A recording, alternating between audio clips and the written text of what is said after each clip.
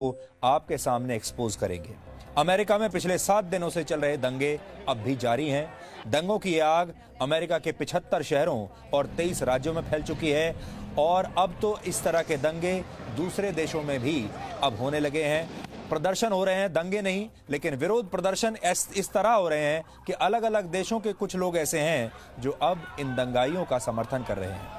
दुनिया की महाशक्ति कहलाने वाला अमेरिका पहले कोरोना वायरस से हारा और अब पूरे अमेरिका में हिंसक प्रदर्शन शुरू हो गए। स्थिति अब यह हो गई है कि 28 वर्षों के बाद पहली बार दंगाइयों को रोकने के लिए अमेरिका की सड़कों पर सेना उतारने की योजना बनाई गई है। इसलिए आज हम अमेरिका में दंगों और हिंसा के इतिहास पर भी बात करेंगे।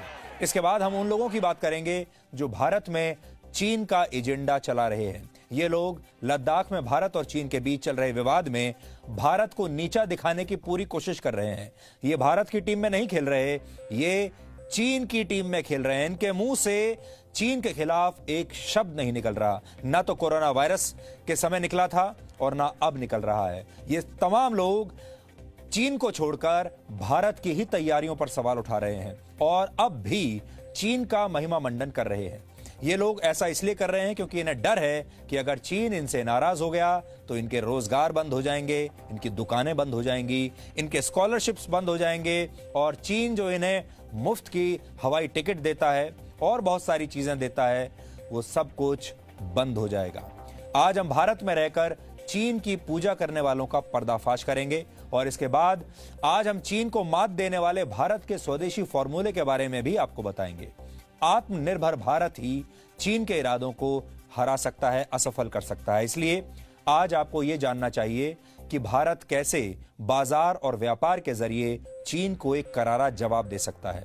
आज चीन का विश्लेषण करने में हमारी मदद करेंगे भारत के रक्षा मंत्री राजनाथ सिंह, जो डीएनए में हमारे साथ खुद मौजूद होंगे और हमें बताएंगे कि लद्दाख में भारत और चीन के बीच सीमा विवाद की ताजा स्थिति क्या है। यह भारत चीन सीमा विवाद पर अब तक का सबसे प्रामाणिक और सटीक विश्लेषण होगा, जिसे आज पूरे देश को मिस नहीं करना चाहिए। लेकिन सबसे पहले आज की तमाम बड़ी खबरें नॉनस्टॉप न्यूज में।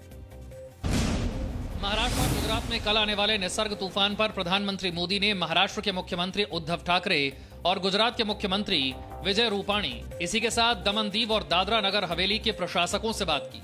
पीएम मोदी ने सभी राज्यों को हर संभव मदद का भरोसा दिलाया।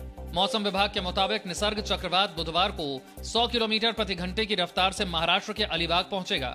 मुंबई और ग्रेटर मुंबई पुलिस ने कल दोपहर 12 बजे तक के लिए सार्वजनिक स्थानों और समुद्र के किनारे लोगों के जाने पर प्रतिबंध लगा दिया है।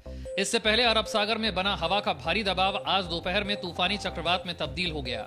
गुजरात और महाराष्ट्र के कुछ तटीय इलाकों में चक्रवात निसर्ग को लेकर चेतावनी जारी कर दी गई है। आज देर रात निसर्ग भीषण चक्रवाती तूफान में बदल सकता है। कल निसर्ग उत्तर महाराष्ट्र और दक्षिण गुजरात के तटों से गुजरेगा।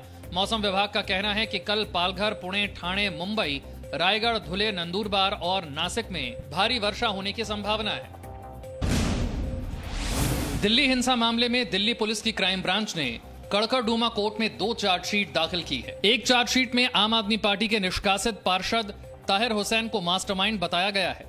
ताहिर हुसैन, उसके भाई शाह आलम समेत 15 लोगों को आरोपी बनाया गया है। दिल्ली पुलिस ने अपनी चार्जशीट में कहा है कि दंगे के वक्त आरोपी ताहिर हुसैन अपने घर की छत पर था। ताहिर हुसैन पर आरोप यह भी है कि उसी ने दंगे करवाए।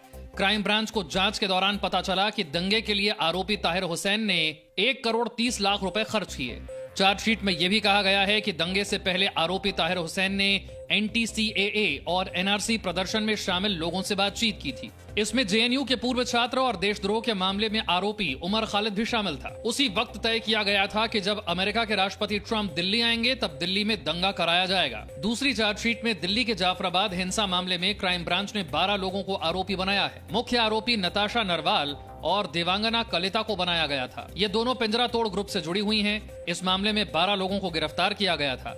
पुलिस की जांच में पता चला कि दंगा फैलाने के मामले में गहरी साजिश रची गई थी। दिल्ली पुलिस को दिल्ली दंगों की जांच के दौरान व्हाट्सएप ग्रुप और चैट से दंगा फैलाने के सबूत मिले हैं। पुलिस को ये सबूत एक आरोपी के फोन से मिले हैं। पुलिस के मुताबिक लोगों ने बड़े पैमाने पर व्हाट्सएप मैसेज भेजा कि दंगों के दौरान घर की महिलाओं को क्या करना चाहिए। मैसेज में लिखा गया कि घर में गर्म खौलता हुआ पानी और तेल का इंतजाम करें, बिल्डिंग की सीढ़ियों पर तेल, शैम्पू और सर्फ डालें, लाल मिर्च, पानी, गर्म या पाउडर का इस्तेमाल करें, दरवाजों को मजबूत करें, ग्रिल आयरन वाले गेट लगवाएं, बालकनी पर ईंट और पत्थर रखें। इसके अलावा घर में तेजाब की बोतल और पेट्रोल रखने की हिदायत भी व्हाट्सएप मैसेज के जरिए दी गई। महिलाओं से यह भी कहा गया कि वो लोहे के दरवाजों में स्विच से करंट का इस्तेमाल करें और एक बिल्डिंग से दूसरी बिल्डिंग में जाने के लिए रास्ते का इंतजाम करें। सभी पुरुषों को एक साथ बिल्डिंग न छोड़ने के लिए भी कहा गया है। लद्दाख सीमा पर भारत और चीन के बीच तनाव कम करने की कोशिश जारी है।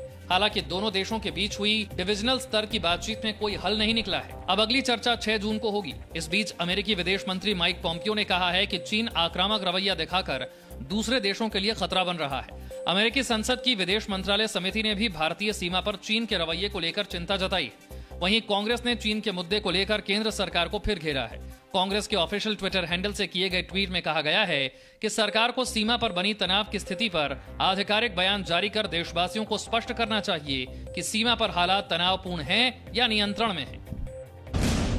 प्रधानमंत्री मोदी ने उम्मीद जताई कि कोरोना काल के बाद देश एक बार फिर से उच्च विकास दर को हासिल करेगा। भारतीय उद्योग परिसंघ यानी CII को संबोधित करते हुए प्रधानमंत्री ने कहा कि आज दुनिया का भारत पर विश्वास बढ़ा है और हमें इसका फायदा उठाना चाहिए।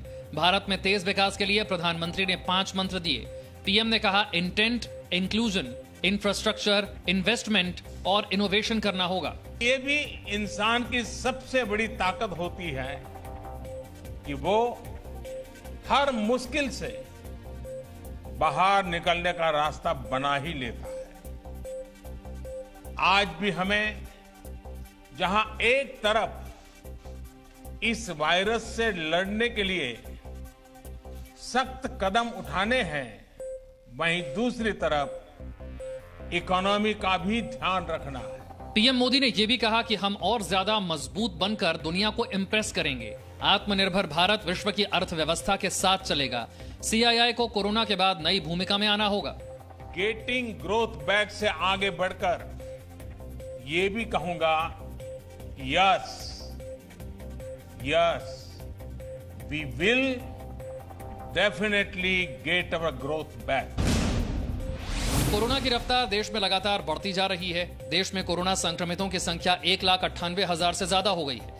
देश में कोरोना से अब तक 5,598 लोगों की मौत हुई है। सिर्फ पिछले 24 घंटे में 204 लोग कोरोना से मारे गए हैं। अब तक 95,000 से ज्यादा लोग ठीक हो चुके हैं। स्वास्थ्य मंत्रालय के मुताबिक देश में ज्यादा से ज्यादा टेस्टिंग की कोशिश हो रही है। देश में 681 लैब टेस्टिंग कर रही हैं। इस बीच भारत में संक्रमित लोगों के ठीक होने की दर बढ़कर 48.07% हो गई है। देश का रिकवरी रेट कंटिन्यूसली इंप्रूव कर रहा है। कल की तारीख में भी देखें तो 3,708 people they have got recovered, और उसके साथ ही देखें कि टोटल हमारा रिकवरी नंबर जो है वो बढ़कर 95,527 पेशेंट्स हो चुका है। दिल्ली में कोरोना संक्रमितों की संख्या 20,834 हो गई है। संक्रमण की वजह से 523 लोगों की जान जा चुकी है। राहत की बात यह है कि 8,746 लोग ठीक होकर घर जा चुके हैं। इस बीच दिल्ली के उपराज्यपाल के दफ्तर में भी कोरोना का संक्रमण फैल गया है। सिविल लाइंस दफ्तर में काम करने वाले 13 कर्मचारियों को कोरोना संक्रमण की पुष्टि हुई है। कोरोना संक्रमण का सामना करने के लिए दिल्ली सरकार ने आज एक मोबाइल ऐप लॉन्च किया है। इस मोबाइल ऐप से दिल्ली के अस्पतालों में बिस्तरों की जानकारी मिल पाएगी। मोबाइल ऐप लॉन्च करने के दौरान सीएम केजरीवाल ने कहा कि दिल्ली में कुल 6,731 कोविड बिस्तर हैं। अब भी 4,000 से ज्यादा बिस्तर खाली पड़े हैं। हम लोग आज एक ऐप लॉन्च कर रहे हैं। ये ऐप जो है आप लोग डाउनलोड कर लीजिए इस ऐप को, और ये ऐप आपको ये जानकारी देगा कि दिल्ली के किस अस्पताल में, अगर आपको प्राइवेट में जाना तो इसमें सारे प्राइवेट अस्पतालों की जानकारी भी है, सरकारी अस्पताल में जाना चाहते हैं सरकारी अस्पताल की जानकारी भी है। ये ऐप आपको बताएगा कि दिल्ली के किस अस्पताल में इस वक्त कितने बेड खाली हैं, कितने बेड भरे हुए हैं। आज डीएनए में हमारे खास मेहमान होंगे भारत के रक्षा मंत्री श्री राजनाथ सिंह। तो सीधे उनके पास चलते हैं क्योंकि आपके मन में भी बहुत सारे सवाल होंगे जो आप उनसे पूछना चाहेंगे। सर, आपका बहुत बहुत स्वागत है। बहुत बहुत धन्यवाद सुधीर जी। सर, पहला सवाल मेरा यही है जो पूरा देश आपसे जानना चाहता है इस समय। आप तो जानते ही हैं कि चीन के बारे में आजकल सब जगह खबरें आ रही हैं, और आज दिन में कांग्रेस पार्टी ने भी एक ट्वीट किया और सीधा सवाल ये पूछा कि क्या लद्दाख में चीनी सैनिकों ने भारतीय क्षेत्र पर कब्जा कर लिया है। तो मैं भी ये सीधा सवाल यहीं से शुरू करता हूं। देखिए, यहां तक भारत चीन सीमा का प्रश्न है, आप अच्छी तरह जानते हैं कि यह पहली बार ऐसा हुआ है, ऐसा नहीं है। इसके पहले भी बराबर भारत चीन सीमा को लेकर हमारे सैनिकों में और साथ ही साथ पीपुल्स लिबरेशन आर्मी जो चाइना की फोर्स है उसके बीच में फेस ऑफ होना, कभी कन्फ्रंटेशन होना, ऐसे हालात बराबर पहले भी पैदा होते रहे हैं। मैं ताज़ा घटना डोकलाम की आपको याद दिलाना चाहता हूं कि 2017 में डोकलाम में भी इसी प्रकार की एक वारदात हुई थी, लेकिन मिलिट्री लेवल पर बातचीत के माध्यम से और डिप्लोमेटिक लेवल पर बातचीत के द्वारा उसका हल फिर अंततोगत्वा जाकर निकला। इस समय भी उधर से भी फोर्स है, इधर से भी फोर्स है, लेकिन मिलिट्री लेवल पर भारत और चाइना दोनों के बीच इस समय बातचीत चल रही है और डिप्लोमेटिक लेवल पर भी बातचीत चल रही है और यह मैकेनिज्म पहले से काम करता चला आ रहा है और कई मामले इसी मैकेनिज्म के आधार पर ही पहले निपटाए जा चुके हैं, उसका हल निकल चुका है और मुझे भी इस बात की संभावना है कि इस मैकेनिज्म के माध्यम से जो ये इस समय का जो टसल है, जो विवाद है, उसका समाधान निश्चित रूप से निकलेगा, क्योंकि वहाँ की राष्ट्रपति ने भी और साथ ही साथ वहाँ के फॉरेन सेक्रेटरी की भी हमारे एम्बेसडर से बातचीत हुई है। उन्होंने भी कहा है कि हम भी चाहते हैं कि बातचीत के द्वारा जो है इसका हल निकाला जाए। जी, जो कुछ भी होगा सम्मानजनक होगा। हाँ, इतना मैं कहना चाहता हूं सुधीर जी, मैं समस्त देशवासियों को अपनी तरफ से आश्वस्त करना चाहता हूं कि भारत का मस्तक किसी भी सूरत में हम लोग झुकने नहीं देंगे। मोदी जी के रूप में एक बहुत ही सशक्त नेतृत्व हमारे पास है। जी, भारत की जहां तक नीति रही है, हम दुनिया के किसी देश का सिर न झुकाना चाहते हैं, न हम कभी अपना सिर कभी झुका सकते हैं राष्ट्रीय स्वाभिमान के प्रश्न पर। जी, ये जो आपने आज आश्वासन दिया है, मुझे पूरा यकीन है कि देश के लोगों को एक नया भरोसा पैदा हुआ होगा, जो भी आज आपने कहा है इस आश्वासन के जरिए। लेकिन राजनाथ जी, हमने ये भी देखा कि जो चीन के जो डिप्लोमेट्स हैं वो एक अलग भाषा बोल रहे हैं और उनकी सेना अलग भाषा बोल रही है। तो इन दोनों में से हम किस पर यकीन करें? सेना तो एग्रेशन दिखा रही है और डिप्लोमेट्स लगातार दोस्ती की बात कर रहे हैं। डिप्लोमेट का जहां तक मिलिट्री लेवल पर बातचीत हो चुकी है, 6 तारीख को भी हायर लेवल के जो मिलिट्री ऑफिसर्स हैं उनके बीच भी बात होने जा रही है। उनको कोर कमांडर या क्या कहते हैं, कुछ इस लेवल पर उनसे बातचीत होने जा रही है। जी, और साथ ही साथ हमारे जो एम्बेसडर इस समय चाइना में है, उनकी भी वहाँ के फॉरेन सेक्रेटरी के साथ भी बातचीत हुई है। कुछ दिन पहले आपने चाइना के राष्ट्रपति का भी स्टेटमेंट आपने सुना होगा, उनका भी आया था कि हम बातचीत के द्वारा इस समस्या का समाधान करना चाहते हैं। उनकी तरफ से भी पहल है, इसीलिए मिलिट्री लेवल पर बातचीत हो रही है ना, इसीलिए डिप्लोमेटिक लेवल पर बातचीत हो रही है ना। हाँ जी, तो एक बार यह इस मैकेनिज्म को हम लोगों ने अडॉप्ट किया है, हमको भी उम्मीद है कि समाधान इसका निकलेगा। लेकिन सब मिला जुलाकर मैंने कहा कि भारत दुनिया के किसी देश के स्वाभिमान पर न चोट कभी पहुंचाना चाहता है, न अपने स्वाभिमान पर भारत कभी चोट बर्दाश्त कर सकता है। इतना मैं देश को आश्वस्त करना चाहता हूं। जी, राजा जी, हमने ये देखा कि आप भी अलग अलग देशों के जो रक्षा मंत्री हैं उनसे आप लगातार संपर्क में हैं, आप उनसे बात भी कर रहे हैं। क्या लगातार बातचीत जी, क्या आपने इन सारे देशों के रक्षा मंत्रियों को इस बारे में अवगत कराया है, चीन के साथ जो हमारा अभी जो चल रहा है? नहीं, मैंने जहां तक फ्रांस के डिफेंस मिनिस्टर से आज हमारी बातचीत हुई है, मैं चीन के मुद्दे की मैंने कोई चर्चा नहीं की है। जी, मैं यह मानता हूं कि भारत और चाइना के बीच का यह मुद्दा बाइलेटरल है। अब चूंकि बातचीत जब चल रही है तो इस समय दुनिया के किसी देश से इस संबंध में चर्चा करने का कोई औचित्य नहीं है, क्योंकि चीन भी यह विश्वास व्यक्त कर रहा है कि बाइलेटरल जो मैकेनिज्म हमारा है, इसी माध्यम से हम इस समस्या का हल निकालेंगे। तो दूसरे से इसकी चर्चा करने का कोई औचित्य नहीं है, इस कारण जो है मैंने कोई चर्चा किसी से नहीं की है।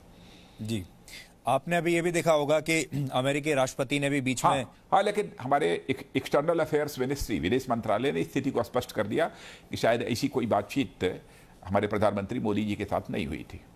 जी, राष्ट्रपति के जी, अभी जो विदेश सचिव हैं अमेरिका के माइक पॉम्पियो, उन्होंने भी ये कहा है, अभी दोबारा उनका भी एक बयान आया है चीन के ऊपर, और उन्होंने भी थोड़ी सख्त भाषा का प्रयोग किया है चीन को लेकर कि जो अथॉरिटेरियन जो देश होते हैं वो कई बार इस तरह के एनक्रोचमेंट करते हैं।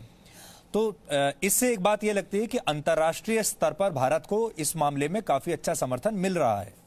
मैं अभी कोई समर्थन वगैरह की बात इस समय हाल फिलहाल नहीं करना चाहता हूं। जी, जब तक बातचीत चल रही है, बातचीत से हम अभी यही बातचीत चल रही है तो हमारा विश्वास है कि इसका हल निकलेगा।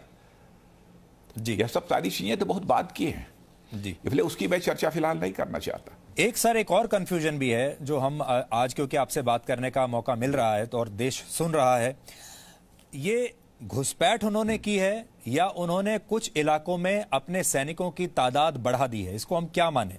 क्या घुसपैठ हुई है? घुसपैठ क्या, जो हमारी जानकारी है वो एलएसी के कुछ जो पहले बहुत दूर एक्सरसाइजेज किया करते थे वो कुछ एलएसी काफी नजदीक वो आ गए हैं। लगभग जो मुझे बतलाया गया 10-12 किलोमीटर दूरी पर हैं जी, एलएसी से टुवर्ड्स चाइना। और काक दो स्थानों पर उनकी पेट्रोलिंग पार्टी भी आ गई थी। गलवान घाटी में भी जानकारी मिली है कि कुछ स्थानों पर आए थे, फिर वहां पर फेस ऑफ हुआ था, फिर चले गए थे। यहां पर पहले नहीं थे, कुछ स्थानों पर उन्होंने अपने टेंट्स वगैरह लगाए हैं। जी, ऐसी स्थिति है। लेकिन मैंने कहा कि यह ऐसी स्थिति पहले भी हो चुकी है, मैंने ऐसा नहीं है कि यह पहली बार है, लेकिन पहले भी भारत ने उसे गंभीरतापूर्वक लिया है और इसको भी भारत ने गंभीरतापूर्वक लिया है। इस मामले को लाइटली हम नहीं ले रहे। जी, बिल्कुल। लेकिन चूंकि चाइना भी विश्वास व्यक्त कर रहा है कि बातचीत से इसका हल निकालेंगे, तो स्वाभाविक है हम भी यह चाहते हैं कि बातचीत के द्वारा हल निकले। पहले भी निकला है, तब आगे भी निकलना चाहिए। जी, ये बात बिल्कुल सही है कि बातचीत से अगर हो जाए तो अच्छा है। जी, तो इससे बेहतर स्थिति कुछ नहीं हो सकती। क्या आपको ऐसा लगता है कि देखिए दोनों बड़े देश हैं, एक दुनिया की दूसरी सबसे बड़ी आर्मी है, एक दुनिया की चौथी सबसे बड़ी आर्मी है, क्या आपको जरा भी कोई ऐसी बात लगती है कि ये बात आगे भी बढ़ सकती है? दो टूक शब्दों में पहले ही मैंने बतला दिया, हमारी कोशिश, भारत की कोशिश क्या, भारत की नीति बहुत ही स्पष्ट रही है कि हम दुनिया के किसी देश से कन्फ्रंटेशन नहीं चाहते और हम दुनिया के किसी देश के सामने अपना वर्चस्व भी नहीं दिखाना चाहते अथवा किसी के ऊपर अपना वर्चस्व भी स्थापित नहीं करना चाहते। हमारी सोच बहुत पूरी तरह से साफ रही है पहले। इसलिए क्या होगा भविष्य में उसके बारे में मैं कुछ नहीं कह सकता हूं, लेकिन देशवासियों को इतना जरूर मैं विश्वास दिलाना चाहूंगा कि भारत का मस्तक किसी भी सूरत में झुकेगा नहीं। क्या हमने इन टर्म्स ऑफ नंबर्स, क्योंकि हमने ऐसा सुना कि चीन ने अपने बड़ी संख्या में सैनिकों को वहां पहुंचा दिया है, क्या हमने भी अपने सैनिकों को उसी मैचिंग नंबर में वहां पर पहुंचाया है अभी? अब देखिए इन सब सारी चीजों पर पब्लिकली हमारा बात करना उचित नहीं है जी। लेकिन हमारा एक ही सेंटेंस पर्याप्त है कि भारत का मस्तक नीचे नहीं झुकेगा। अब इन सब सारी चीजों के डिटेल में जाना पब्लिकली जी, मैं समझता हूं कि यह हमारे लिए उचित नहीं होगा। मैं आपकी सीमाएं समझता हूं, आप रक्षा मंत्री हैं और सारी बात ऐसे टीवी पर नहीं बताई जा सकती, और लेकिन आप जानते हैं कि हमारा जो देश है वो लोकतांत्रिक देश है चीन की तरह। चीन में और हमें यही फर्क है कि हमारे यहाँ सब बातें खुलकर हो जाती है, मीडिया है, मीडिया सवाल पूछता है, और चीन के यहाँ कुछ नहीं। और आपने एक बात और भी नोट की होगी कि जब इस तरह की जो स्थितियां आती हैं तो हमारे देश की जो सेना होती है उसके पास लोगों की जन भावनाओं की बहुत बड़ी शक्ति होती है, क्योंकि लोग हमारे देश की सेना के साथ खड़े हैं। बहुत बड़ी ताकत होती है, जो शायद चीन जैसे देश में ना हो। बहुत होती है, जो शायद चीन जैसे देश में ना हो, क्योंकि वहां वो देशभक्ति की भावना आपको नहीं मिलेगी जो हमारे देश में है। तो ये हमारा एक बहुत बड़ा एक एज है हमारी दूसरी सेनाओं के ऊपर। बहुत बड़ा संबल है। जो कुछ भी मैं कह रहा हूं उसे देश समझ रहा होगा। जी बिल्कुल बिल्कुल।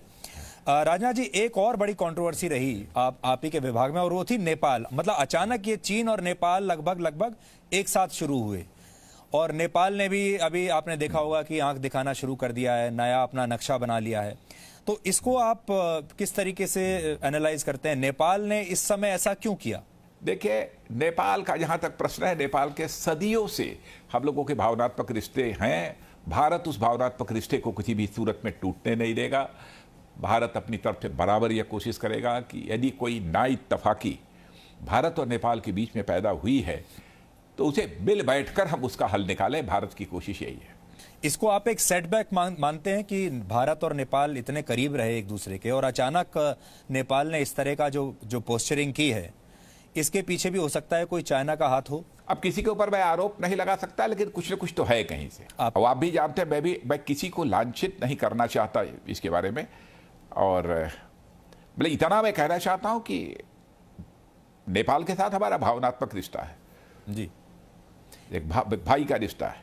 मैंने कहा नेपाल में भले ही कुछ लोग ऐसे हो इधर उधर की बात सोचते हो, लेकिन मैं नेपाल के बारे में कभी भी गलत नहीं सोच सकता और नेपाल के साथ अपने रिश्तों को मजबूत बनाने के लिए जो भी करना होगा भारत करेगा।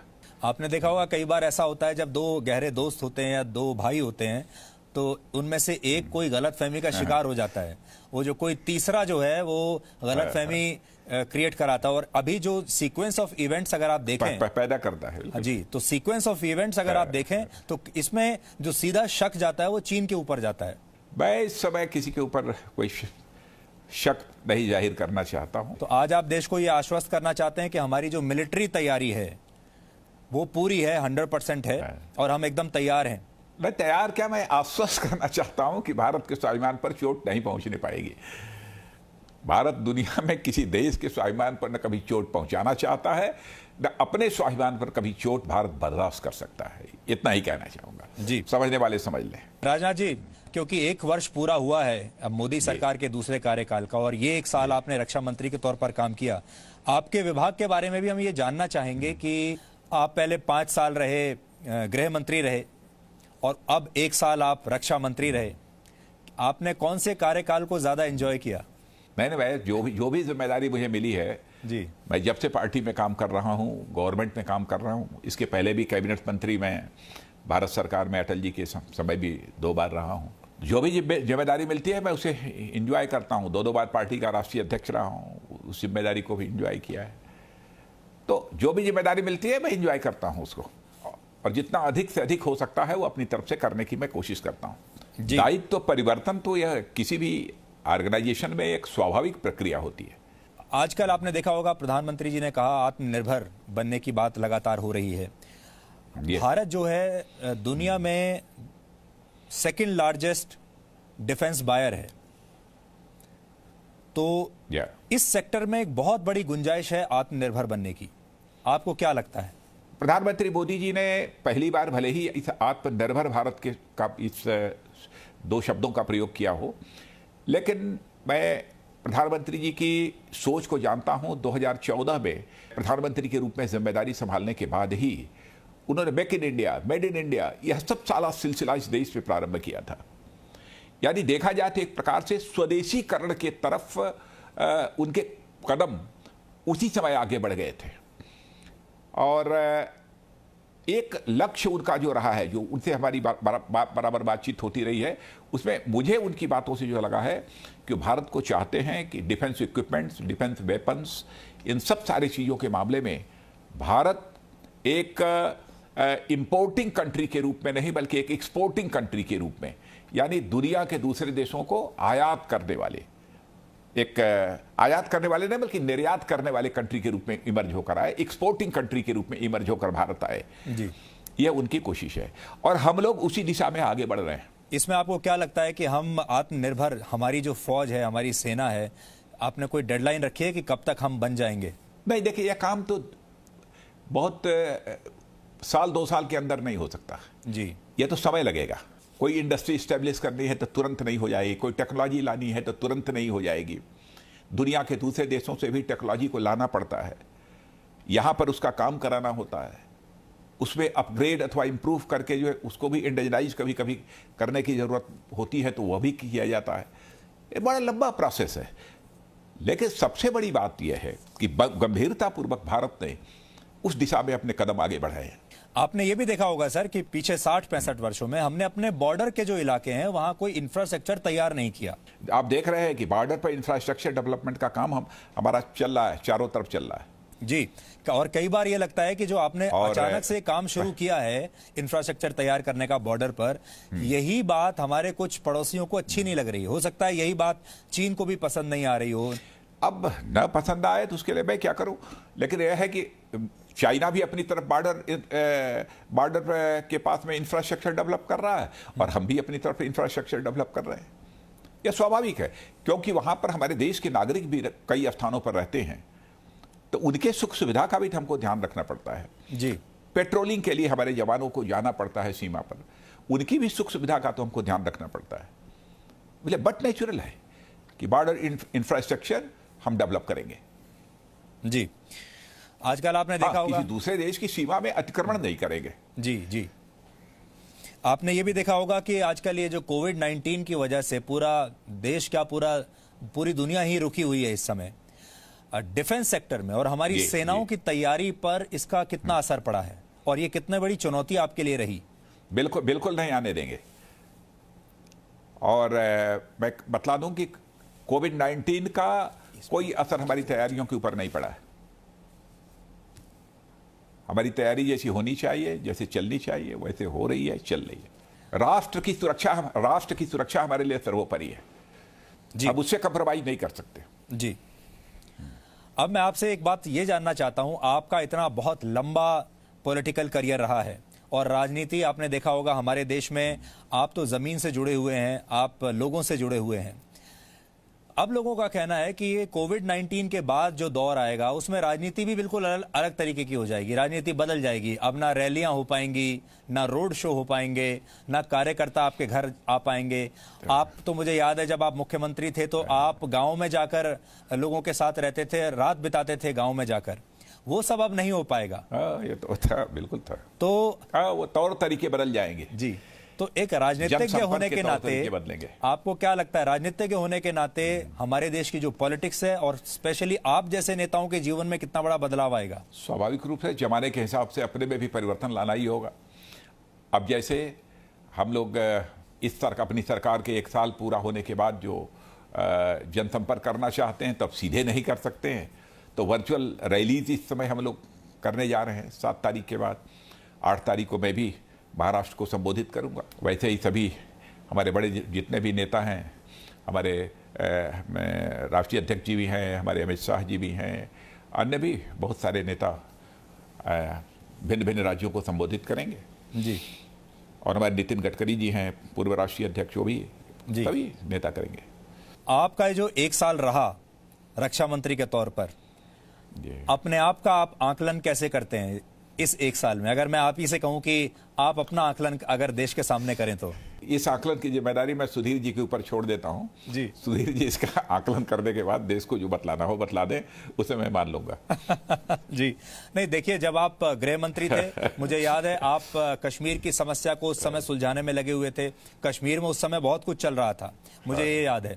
फिर आप रक्षा मंत्री बने, फिर यहाँ रफाल के डील को लेकर बहुत बड़ी कंट्रोवर्सी हुई, और आज भी आप जानते हैं, आपने देखा होगा, हम बात तो कर लेते हैं रक्षा सौदों की, लेकिन रक्षा सौदे होते ही हमारे यहाँ उस पर एक राजनीति शुरू हो जाती है। तो रफाल को लेकर जब आप बने रक्षा मंत्री, तो रफाल को लेकर राजनीति जोरों पर थी। कैसे आपने डील किया? जोरों पर थी, इसीलिए फैसला किया कि यदि रफेल को रिसीव करना होगा तो मैं स्वयं जाऊंगा।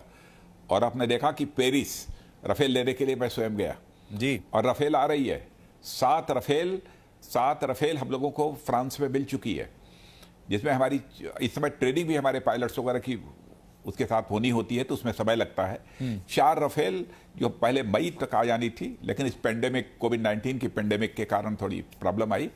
अब आज ही हमारी फ्रांस के डिफेंस मिनिस्टर से बातचीत हुई है और मैं समझता हूं कि वो जुलाई के अंत तक अथवा 10-5 दिन इधर उधर हमारी 4 रफेल यहाँ पर पहुँचेंगी। हमारी एयरफोर्स की क्षमता रफेल के आने से बढ़ेगी। जी, मुझे याद है वो तस्वीरें पूरे देश को अभी भी याद हैं, जब आप गए थे पेरिस पहला रफेल जो है रिसीव करने के लिए, और आपने परंपरागत तरीकों से उसकी पूजा की थी, स्वास्तिक उस पर बनाया था, ओम आपने बनाया था। और उस समय बहुत सारे लोग जो हैं हमारे देश में, जो टुकड़े टुकड़े गैंग जैसे हम कहते हैं, उन लोगों को उस समय भी बड़ी तकलीफ हुई थी। लेकिन मुझे ऐसा लगा कि आप कुछ सोच कर गए थे आप, and you wanted to prove a point.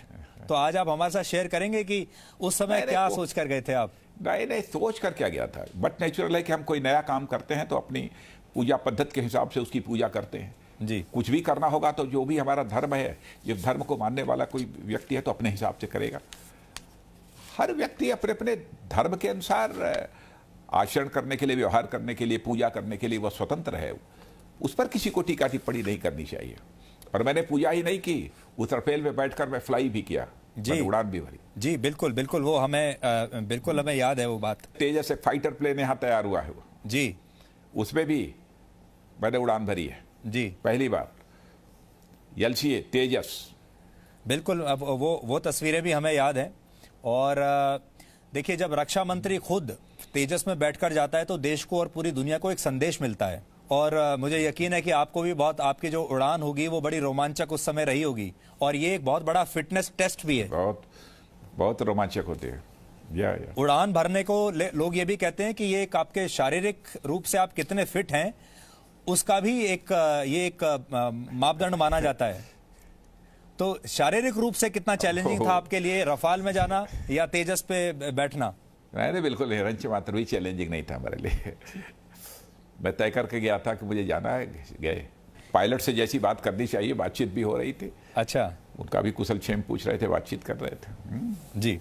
मैं जब रफेल में ऊपर गया तो मैंने पूछा पायलट से, फ्रेंच पायलट था, मैंने पूछा at what speed you are flying, तो उसने बतलाया कि 850 या 900 समथिंग। अच्छा, तो मैंने पूछा कि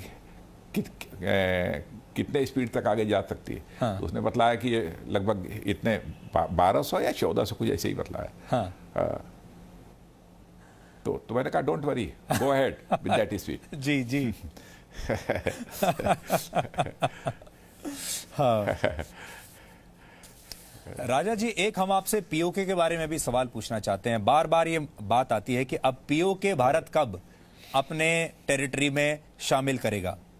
क्या पीओके को लेकर आप देश के साथ कोई संवाद करना चाहेंगे आज? देखिए, भारत की संसद ही यह प्रस्ताव पारित कर चुकी है कि पीओके भारत का हिस्सा है। बहुत सारी चीजें ऐसे होती हैं जो समय के साथ दुनिया की किसी व्यक्ति की अथवा देश की मुराद पूरी होती है। कभी कभी यह भी पूरी तरह से हमारी मुराद पूरी होगी। भारत की संसद का यह संकल्प है, इसे हमें नहीं भूलना चाहिए, हम इसे भूले भी नहीं है। तो क्या इस कार्यकाल में हम ये उम्मीद रखें कि ये हो जाएगा 2024 से पहले? अब ये मैं नहीं कह सकता कुछ। आप कोशिश करेंगे? क्योंकि इसका ये सब सारा बोलना पहले वो नहीं है, क्योंकि इसका मिलिट्री सॉल्यूशन ही हो सकता है। आप तो जानते हैं ये अब संवैधानिक सॉल्यूशन इतना नहीं है इसका मिलिट्री सॉल्यूशन ही होगा। बहुत सारे समाधान ऐसे होते हैं जिनके बारे में पहले कुछ बोलना नहीं चाहिए। जी जी राजा जी। और अब मैं लेकिन इतना ही याद दिलाना चाहता हूं कि हमारी संसद का यह संकल्प है। जी, तो उसे तो आपको पूरा करना ही होगा, करना ही पड़ेगा। मैंने कहा संकल्प है। जी, संकल्प है। राजा जी, आप बीजेपी अध्यक्ष भी रहे हैं, गृह मंत्री रहे हैं, अब रक्षा मंत्री हैं, आप मुख्यमंत्री रहे हैं। देश की राजनीति को आपने बहुत करीब से देखा है, लेकिन आपने हाल ही में यह भी देखा होगा कि जो इंटॉलरेंस है इसे एक ओवर हाइप्ड शब्द बना दिया गया है। ह्यूमन राइट्स को एक ओवर हाइप्ड शब्द बना दिया गया है। अमेरिका में आजकल दंगे हो रहे हैं और हमारे ही देश के कुछ लोग ये कहने में लगे हुए हैं कि हमें वहां जो दंगाई हैं उनसे सीखना चाहिए और हमारे यहाँ भी लोगों को, खासतौर पर मुसलमानों को, ये करना चाहिए अपना अधिकार मांगने के लिए। तो इस दौरान हमने ये देखा कि बहुत कुछ सोशल मीडिया पर जहर उगला जा रहा है। बहुत ही दुर्भाग्यपूर्ण। इसकी जितने भी आलोचना की जाए वह कम है। समय पर इस देश ने ऐसे लोगों को मुंहतोड़ जवाब दिया है और यह देश ही जवाब देगा। आपको क्या लगता है अब भविष्य की, मैं अब आपसे सिर्फ एक पॉलिटिशियन के नाते, एक नेता के नाते ये सवाल पूछ रहा हूं। आपने बहुत सारे पद तो रखे अपने साथ, आपने बहुत काम किया। अगले 5 या 10 वर्ष आप देश की राजनीति में क्या देख रहे हैं? क्या हम ऐसी तरफ बढ़ रहे हैं जब एक ही राष्ट्रीय पार्टी रह जाएगी, जब और कोई नेता मोदी जी के सामने बहुत छोटे दिखाई देने लगेंगे, या वन पार्टी रूल की तरफ हम बढ़ रहे हैं? 2024 का चुनाव आएगा, आप जानते हैं, उसके बाद फिर अगला चुनाव आएगा। क्या आपको लग रहा है कि एक देश में अब एक नया टर्निंग पॉइंट आया है राजनीति में? नहीं, मैं ये कभी नहीं चाहूंगा कि हमारे देश में वन पार्टी रूल होना चाहिए। हम ये चाहेंगे कि बहुत सारी डेमोक्रेसी यहाँ पर हेल्दी डेमोक्रेसी रहे। हेल्दी डेमोक्रेसी में बहुत सारी पॉलिटिकल पार्टीज रहती हैं। सभी पॉलिटिकल पार्टीज का अपना अपना एक रोल होता है, वो अपने रोल का, अपनी भूमिका का वो निर्वाह करें। लेकिन राजनीति स्वस्थ होनी चाहिए, सभी स्वस्थ राजनीति करें, यह हमारी अपेक्षा है जी। भाई सिंगल पार्टी सिस्टम की वकालत मैं कभी नहीं कर सकता। हाँ, लेकिन भारत के भविष्य का जहाँ तक सवाल है, मैं कह सकता हूँ कि प्रधानमंत्री के रूप में मोदी जी का होना एक ऐसा सशक्त नेतृत्व भारत को मिला है कि अंतर्राष्ट्रीय जगत में भारत की प्रतिष्ठा बढ़ी है। और पॉवर्टी का इंडेक्स भी पहले का और अब का उठाकर कोई देखे तो साफ साफ ये नजर आ जाएगा कि पहले में और अब में क्या अंतर आया है। और मैं कह सकता हूं कि कोविड-19 ये हमारे लिए बहुत बड़ी चुनौती है, लेकिन इस चुनौती को एक अवसर में बदलने की भी क्षमता हमारे प्रधानमंत्री मोदी जी के अंदर है। और मेरा पूरा विश्वास है कि जो इस कोविड-19 के कारण आर्थिक मोर्चे पर कोई कमी आई है अथवा कोई गिरावट आई है, तो हम उसको जल्दी से जल्दी रिकूप करेंगे और आर्थिक दृष्टि से भी भारत एक ताकतवर देश भविष्य में बनकर रहेगा विश्व में, ऐसा मेरा पूरा विश्वास है। जी जी।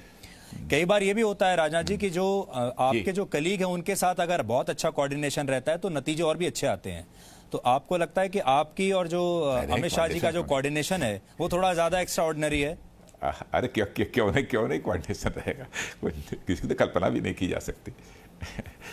अब मेरा आपसे वैसे भी दायित्व तो अलग अलग हो सकता है, हाँ। लेकिन हर के बावजूद हमसे आयु में छोटे हैं, हमारे छोटे भाई की तरह हैं, ऐसा कोई प्रश्न ही नहीं होता। अब आपसे आखिरी प्रश्न मेरा ये है राजनाथ जी कि कोविड-19 ने दुनिया को बदला, अर्थव्यवस्थाओं को बदल दिया, व्यवस्थाओं को बदल दिया, जिस तरीके से हम जीवन शैली है वो बदल दी। आपके जीवन पर निजी तौर पर क्या बदलाव आए हैं? नहीं, सावधानी तो बरतनी पड़ती है, मास्क पहनना पड़ता है। क्योंकि आज वीडियो कॉन्फ्रेंसिंग के द्वारा ये इंटरव्यू हो रहा है, इसलिए बिल्कुल अलग बैठा हूँ जी, इसलिए मास्क इस कमरे में नहीं पहना है। और जो ही आपका इंटरव्यू समाप्त होगा, बाहर निकलना होगा, तुरंत मास्क मैं भी पहन लूँगा जी। फिजिकल डिस्टेंसिंग इसमें इस मामले में भी प्रिकॉशन लेना पड़ता है। अब पहले जितना लोगों से मिलना जुलना होता था, अब स्वाभाविक है कि लोग मिलने जुलने के लिए भी अब जल्दी साहस नहीं कर पाते हैं एक दूसरे से, ऐसी स्थिति पैदा हुई है। लेकिन मंत्रालय के काम धाम सारे मंत्री है, मीटिंग वगैरह लेना होना डिस्टेंसिंग का ध्यान रखते हुए कर रहे हैं। और इससे पहले कि मैं आपका धन्यवाद करूं, आप कोई डेडलाइन सेट करना चाहेंगे? ये जो चीन के साथ हमारा जो झगड़ा चल रहा है, ये कब तक सुलझ जाएगा? बस यही विश्वास रखिए कि होगा।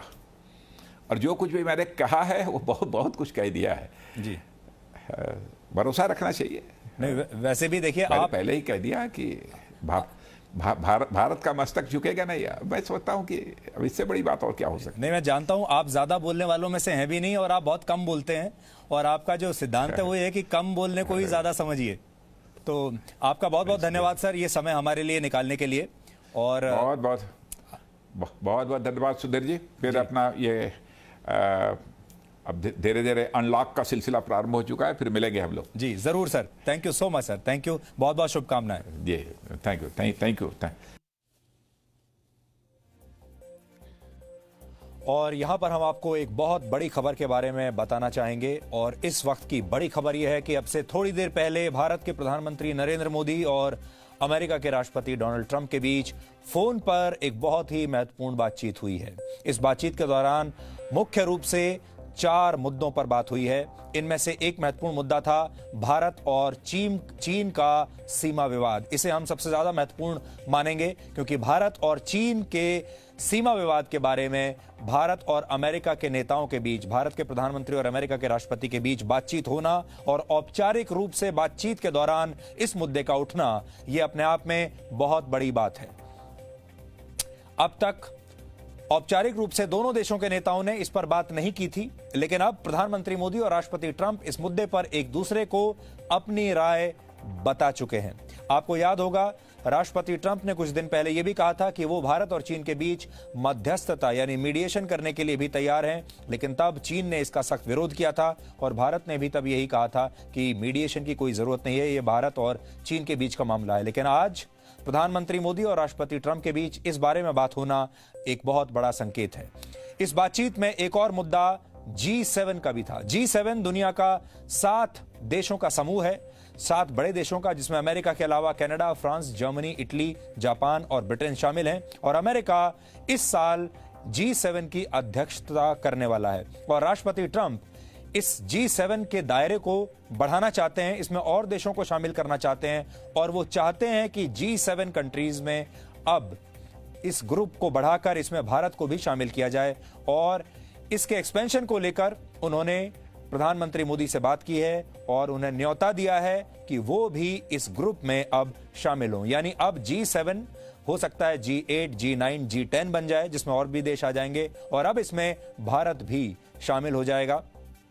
ऐसा राष्ट्रपति ट्रंप ने प्रधानमंत्री को न्योता दिया है कि वो G7 समिट में इस साल जो होने वाला है उस G7 समिट में वो हिस्सा लें। यह भारत के लिए एक बहुत बड़ी कूटनीतिक उपलब्धि माना जाएगा।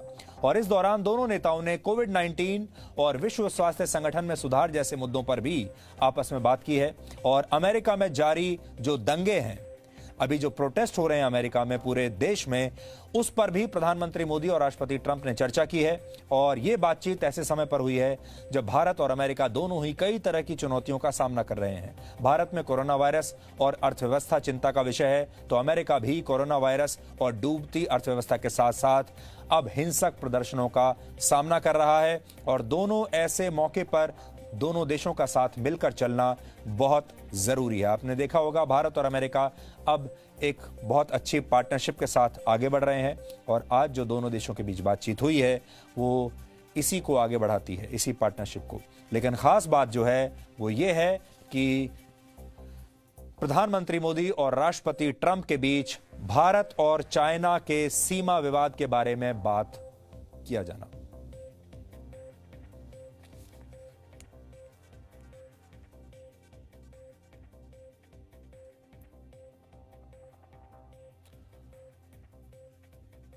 भारत में, हमारे देश में ऐसे लोगों की कमी नहीं है जो ये कामना करते हैं कि भारत में भी अमेरिका जैसे दंगे हो जाएं।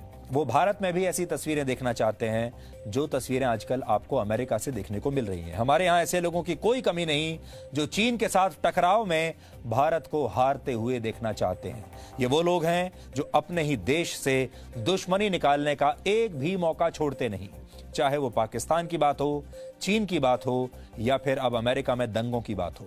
आप चीन के साथ साथ भारत के टकराव का ही ये उदाहरण लीजिए। भारत के बड़े बड़े बुद्धिजीवी और डिजाइनर पत्रकार इस समय अपने ही देश की सरकार को कोस रहे हैं, अपने ही सेना पर फिर से सवाल उठा रहे हैं, सरकार पर सवाल उठ रहे हैं। लेकिन इनमें से किसी ने भी चीन के खिलाफ एक शब्द अब तक नहीं कहा है। आपने ये नोट किया होगा कि ये सारे लोग भारत सरकार, अपनी सरकार की आलोचना कर रहे हैं, कई लोग सेना की भी आलोचना कर रहे हैं, सेना के काम करने के तरीके पर सवाल उठा रहे हैं। लेकिन इनमें से एक भी व्यक्ति चीन के बारे में नहीं बोल रहा है कि चीन ऐसा क्यों कर रहा है। इतना ही नहीं, ये लोग भारत और चीन के टकराव के बीच चीन का ही एजेंडा यहां पर चला रहे हैं। आपको याद होगा ये वही लोग हैं जिन्होंने कोरोना वायरस के समय चीन का बचाव किया। हम जैसे जो लोग हैं, हम लगातार चीन पर सवाल उठाते रहे, लेकिन ये लोग वो हैं जो ये कहते रहे कि चीन की कोई गलती नहीं है। ये वो लोग हैं जो चीन के एजेंडे को आगे बढ़ाते हैं। चीन जो तस्वीरें इन्हें भेजता है उन तस्वीरों को ट्वीट करते हैं, अपने न्यूज चैनल्स पर चलाते हैं और बताते हैं कि चीन में सब ठीक ठाक है।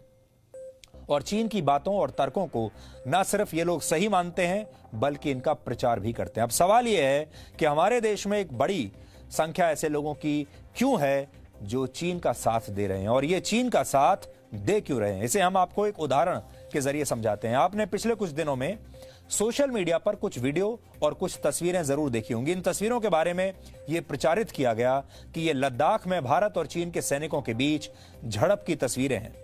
कई लोगों ने यह फेक न्यूज भी फैलाई कि कुछ भारत के सैनिकों को चीन ने बंदी बना लिया है, यह भी कहा गया।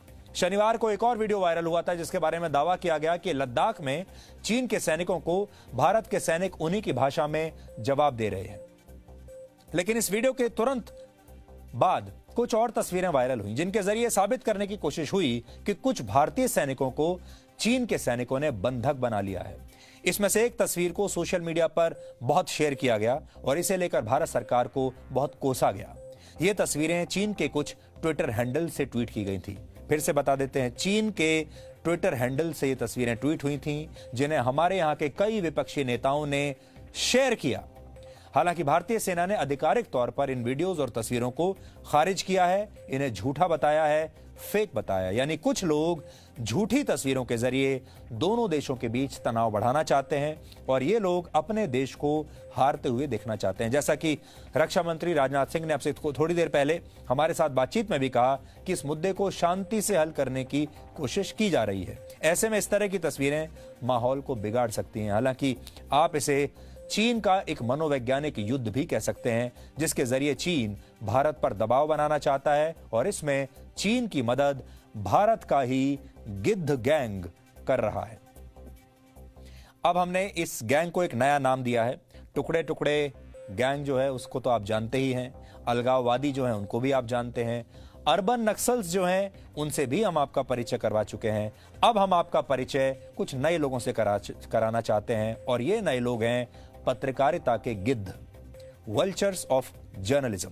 ये लोग चीन को इतना पसंद करते हैं कि इन्हें चीन के खिलाफ भारत की सख्ती नजर नहीं आती, जबकि भारत पूरी मजबूती के साथ ये संदेश दे चुका है कि भारत ना तो चीन से लगी सीमा पर अपने इलाकों में इंफ्रास्ट्रक्चर का निर्माण बंद करेगा और ना ही इस इलाके से पीछे हटेगा।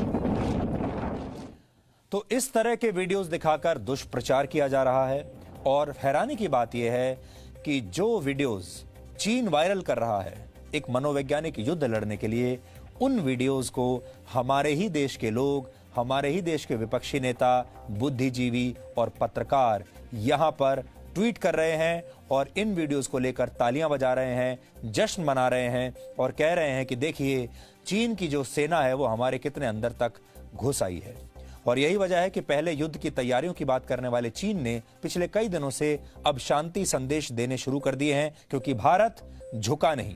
चीन को ऐसा लगा था कि भारत झुक जाएगा और भारत कुछ नरमी दिखाएगा, लेकिन भारत ने नरमी दिखाई नहीं और भारत लगातार सख्ती के साथ अपनी बात रख रहा है। चीन का विदेश मंत्रालय बार बार अब ये कह रहा है कि भारत और चीन की सीमा पर स्थिति काबू में है। दोनों देशों के बीच कूटनीतिक और सैन्य संवाद चल रहा है और बातचीत के जरिए दोनों देश किसी भी समस्या को सुलझा सकते हैं। अब इसे आप चीन की बहानेबाजी कहिए या फिर उसकी मजबूरी, लेकिन ये बात साफ है कि चीन के लिए ये इतना आसान नहीं है कि वो आक्रामक रवैया अपनाकर भारत को झुका लेगा, क्योंकि ये 1962 का नहीं बल्कि 2020 का भारत है, 2020 का भारत है। चीन को शायद गलतफहमी होगी कि यह भारत अब भी 1962 के दौर में ही जी रहा है। तानाशाही की तर्ज पर चलने वाले चीन की इस रणनीति के बारे में पूरी दुनिया अब जानती है, इसलिए अमेरिका और ऑस्ट्रेलिया जैसे देश चीन के खिलाफ खड़े हो गए हैं और इन्होंने भारत का साथ दिया है। अमेरिकी विदेश मंत्री माइक पोम्पियो ने कहा है कि चीन उग्र रवैया दिखाकर दूसरे देशों के लिए खतरा बन रहा है। भारत की सीमा पर चीन ने अपने सैनिकों की संख्या बढ़ाई है। अमेरिकी संसद की विदेश मंत्रालय की समिति ने भी कहा है कि भारत की सीमा पर चीन के रवैये से वो बहुत चिंतित है। इससे चीन ने एक बार फिर से ये दिखा दिया है कि वो बातचीत से मामले सुलझाने में नहीं बल्कि धौंस दिखाने में भरोसा रखता है। भारत में ऑस्ट्रेलिया के उच्चायुक्त ने कहा है कि कुछ देश अपनी सीमा से बाहर के इलाकों में जबरदस्ती दखल देकर बिना वजह तनाव बढ़ाते हैं, जो किसी के लिए भी स्वीकार्य नहीं है। वैसे चीन की आदत यही है कि किसी झगड़े में अगर दूसरा देश उसे कोई रियायत देता है तो वो इसे दोस्ती नहीं बल्कि उसकी कमजोरी मान लेता है। इसलिए भारत ने अब तक बिल्कुल सही किया है कि चीन को किसी भी तरह की अब तक कोई रियायत नहीं दी है। और अब इसमें बड़ी बात यह हो गई है कि भारतीय प्रधानमंत्री और अमेरिका के राष्ट्रपति के बीच बातचीत हुई है और उसमें औपचारिक रूप से चीन के बारे में भी बात हुई है। और अगर आप पूरी दुनिया को देखें तो इस समय चीन के साथ शायद ही कोई ऐसा देश होगा जो इस समय चीन का साथ देगा। चीन की जो छवि है वो इस समय बहुत खराब है अंतर्राष्ट्रीय स्तर पर। भारत की छवि इस समय बहुत अच्छी है। भारत अब G7 जैसे ग्रुप्स में जाने वाला है और भारत की ताकत इस दौरान बढ़ी है। भारत के साथ बड़े बड़े देशों का कूटनीतिक समर्थन है। लेकिन चीन ऐसे समय में, जिस समय वो एक तो पूरी दुनिया में कोविड-19 की वजह से, कोरोना वायरस की वजह से बदनामी झेल रहा है, बहुत सारे देश उससे नाराज हैं। दूसरा, चीन को अपने ही घर में यानी अपने ही लोगों से अब समस्याएं हो रही हैं, क्योंकि अपने ही लोग सवाल उठा रहे हैं। अर्थव्यवस्था चीन की बहुत नीचे जा रही है और उनकी अर्थव्यवस्था की जो ग्रोथ रेट है वो भी बहुत नीचे जा रहा है, इसलिए अब सवाल उठ रहे हैं। इस सब के बीच चीन को ये लगा कि वो भारत जैसे शक्तिशाली देश के ऊपर अगर इस तरह का दबाव बनाएगा तो आसपास के जो देश हैं, खासतौर पर भारत के जो पड़ोसी देश हैं और चीन के जो पड़ोसी देश हैं, उनमें आप म्यांमार से लेकर वियतनाम तक इन देशों को गिन सकते हैं। इन सब देशों को एक संदेश जाएगा और वो ये कि भारत जो है वो चीन के सामने कमजोर पड़ रहा है और ये सारे के सारे जो देश हैं ये चीन की नेतृत्व को स्वीकार कर लेंगे और चीन की छवि इससे कुछ हद तक बच जाएगी। दूसरी बात ये भी है कि जब चीन में आर्थिक दृष्टि से उनके समाज में कमजोरी आने लगेगी, क्योंकि अभी तक जो चीन की सरकार दमन करती थी अपने लोगों का, वो तभी तक लोगों का स्वीकार्य था जब तक उन्हें 2 वक्त की रोटी मिल रही है, जब तक वो अच्छा पैसा कमा रहे हैं। अब जब अर्थव्यवस्था वहां कमजोर होगी तो लोगों की जो तनख्वाहें हैं वो भी कम होंगी और लोगों की खुद की आर्थिक जो समस्याएं हैं बढ़ने लगेंगी। आर्थिक दृष्टि से लोग कमजोर होंगे, ऐसे में वो चीन की सरकार पर सवाल उठाएंगे। इसलिए चीन के लिए बहुत जरूरी है कि वो इस तरह का कोई ना कोई ड्रामा रचे। एक और वजह यह भी हो सकती है कि चीन अमेरिका जैसे देशों को संदेश देना चाहता है, क्योंकि अमेरिका अब आर्थिक प्रतिबंध लगाने वाला है चीन के ऊपर। आर्थिक प्रतिबंध अगर एक बार लग गए तो चीन की जनता की हालत खराब हो जाएगी और चीन में एक सामाजिक रूप से बहुत असंतोष फैल जाएगा। हो सकता है कि चीन ये चाहता हो कि वो भारत पर इतना दबाव डालकर अमेरिका को बीच में लाए और फिर अमेरिका से कुछ रियायत लेने की कोशिश करे। कुछ भी हो सकता है, इसलिए जो कुछ आपको नजर आ रहा है वो इतना साधारण नहीं है। लेकिन हमें उन लोगों को भी कोई रियायत नहीं देनी चाहिए जो लोग असल में ये चाहते हैं कि चीन के सामने भारत झुक जाए। इन्हें आप चीन के वो सैनिक कह सकते हैं जिन्होंने कोई वर्दी तो नहीं पहनी है, जो बॉर्डर पर भी नहीं है, लेकिन भारतीय सीमा के अंदर ही चीन के लिए ये लोग काम कर रहे हैं और ये हमारे ही देश में मौजूद हैं। अपने ही देश से दुश्मनी और चीन से दोस्ती निभा रहे हैं वो इसलिए क्योंकि चीन ने अपना एजेंडा चलाने के लिए इन लोगों पर काफी निवेश किया है, वर्षों तक मेहनत की है। बहुत सारे ऐसे पत्रकार हैं जो चीन द्वारा प्रायोजित दौरों पर जाते हैं, मुफ्त के दौरों पर जाते हैं। इन्हें मुफ्त की टिकट दी जाती है, हवाई टिकट दिया जाता है, 5 स्टार होटल्स में ठहराया जाता है, हफ्ते 10 दिन तक इनको घुमाया फिराया जाता है। ऐसे थिंक टैंक्स मौजूद हैं जिन्हें चीन से फंडिंग मिलती है और ये बड़े बड़े पत्रकार और बुद्धिजीवी उन थिंक टैंक्स का हिस्सा हैं और वहीं से इनकी दुकानदारी चलती है। ये पूरी दुनिया को पता है किस तरह से चीन की कम्युनिस्ट सरकार दुनिया भर की मीडिया को अपने पक्ष में करने के लिए हर साल अरबों डॉलर खर्च करती है। इसके जरिए बड़े बड़े अखबारों में चीन के पक्ष में लेख लिखवाए जाते हैं, पत्रकारों को प्रायोजित दौरों पर भेजा जाता है। 2019 में रिपोर्टर्स विदाउट बॉर्डर्स नाम की संस्था ने एक रिपोर्ट जारी की थी जिसमें इस बात का जिक्र था कि चीन की सरकार दुनिया भर में अपना प्रभाव बढ़ाने के लिए मीडिया पर सालाना 10,000 करोड़ रुपए से भी ज्यादा खर्च करती है। इसी रिपोर्ट में बताया गया था कि दुनिया भर के बड़े बड़े अखबारों में चीन के विज्ञापन छापे जाते हैं ताकि उन अखबारों को अपनी तरफ किया जा सके। ट्रेनिंग और सेमिनार्स के नाम पर दुनिया भर के पत्रकारों को चीन अपने यहां प्रायोजित दौरों पर बुलाता है। चीन की यह रणनीति सुन त्सू के विचारों से बनी है, प्रभावित है उनसे, जो प्राचीन चीन के सैन्य रणनीतिकार और मशहूर दार्शनिक थे। उनके मुताबिक दुश्मन पर हमला करने के बजाय दुश्मन के दिमाग पर हमला करना ज्यादा बेहतर होता है। दुनिया भर के मीडिया हाउस और पत्रकारों को अपने वश में करके चीन की कम्युनिस्ट सरकार यही काम करना चाहती है और उसने हमारे देश में जो मौजूद हैं लोग, जिनको आप अर्बन नक्सल्स कह लीजिए, टुकड़े टुकड़े गैंग के लोग कह लीजिए, क्योंकि फाइनली जो टुकड़े टुकड़े गैंग के जो लोग हैं वो पाकिस्तान की टीम में खेलते हैं और पाकिस्तान इस समय चीन की टीम में खेलता है। इस कनेक्शन को आप समझिए। बुद्धिजीवियों, नेताओं और पत्रकारों का एक गैंग चीन पर निर्भर है, इसलिए इन्हें आत्मनिर्भर भारत की बात अच्छी नहीं लगती। ये नहीं चाहते भारत कभी आत्मनिर्भर बने। जो लोग आत्मनिर्भर भारत की बात करते हैं, चीन पर निर्भर बुद्धिजीवी, नेता और पत्रकार उनके विचारों का मजाक उड़ाते हैं और ये वही लोग हैं जो सोनम वांगचुक के भी अब पीछे पड़ गए हैं। अब आप ये नोट कीजिए, अगर आपने आज चीन पर सवाल उठा दिए, अगर आपने आज पाकिस्तान पर सवाल उठा दिए, तो हमारे देश के ये सारे के सारे गिद्ध प्रवृत्ति के जो पत्रकार हैं, बुद्धिजीवी हैं, कुछ फिल्म एक्टर्स हैं, ये सारे के सारे लोग आपके पीछे पड़ जाएंगे। और आप ये करके देख लीजिए। लेटेस्ट जो एग्जाम्पल है वो है सोनम वांगचुक का। सोनम वांगचुक को पूरा देश जानता है, पूरे देश में उनका सम्मान है, क्योंकि उन्होंने देश के लिए बहुत काम किया है। खास तौर पर लद्दाख में उन्होंने बहुत शानदार काम किया है और वो कभी भी विवादों में नहीं रहते। लेकिन इस बार चीन के खिलाफ जैसे ही उन्होंने मोर्चा खोला, हमारे ही देश के लोग उनके पीछे पड़ गए। उनके बारे में आपने कई दिनों से कुछ सुना और पढ़ा होगा। आपको उनका एक संदेश है जो आपको शायद फेसबुक पर या आपके व्हाट्सएप ग्रुप पर भी आया होगा। सोनम वांगचुक एक इंजीनियर हैं, आविष्कारक हैं और मशहूर हिंदी फिल्म 3 इडियट्स उन्हीं के जीवन से प्रेरणा लेकर बनी थी। सोनम वांगचुक लद्दाख के रहने वाले हैं और उन्होंने सीमा पर ताजा विवाद के बाद मेड इन चाइना सामान के बहिष्कार की मुहिम को नए सिरे से शुरू किया है। लेकिन जैसे ही सोनम वांगचुक ने ऐसा किया, भारत में कुछ एक खास विचारधारा वाले लोग उनके दुश्मन बन गए, उनके पीछे पड़ गए। इनमें कई नेता और पत्रकार शामिल हैं। सोनम वांगचुक ने कहा था कि चीन को जवाब देने के लिए सभी भारतीय लोग हफ्ते भर में सारी चाइनीज ऐप्स को अनइंस्टॉल कर दें। इस अपील के बाद उन्हें बहुत लोगों का समर्थन मिला और लोग टिकटॉक समेत तमाम चाइनीज ऐप्स को अनइंस्टॉल भी करने लगे। लेकिन उमर अब्दुल्ला जैसे नेताओं को यह बात पसंद नहीं आई। उमर अब्दुल्ला ने सोनम वांगचुक के विचार और मुहिम का मजाक बनाया और कहा कि अब तो कुछ करना ही नहीं है, बस टिकटॉक डिलीट कीजिए और उससे ही चीन के सैनिक लद्दाख से भाग जाएंगे। कई डिजाइनर, पत्रकारों और संपादकों ने भी ऐसा ही किया। ये लोग सोनम वांगचुक को उनके वीडियो मैसेज पर घेरने में जुट गए और कहने लगे कि टिकटॉक तो अनइंस्टॉल कर देंगे, लेकिन दूसरे प्रोडक्ट्स का क्या होगा जो चीन से आ रहे हैं। चीन ने जिस तरह से दुनिया भर के बाजारों पर कब्जा किया है, उसकी वजह से चीन के प्रोडक्ट्स का पूरी तरह से अचानक बहिष्कार नहीं किया जा सकता, ये सही है।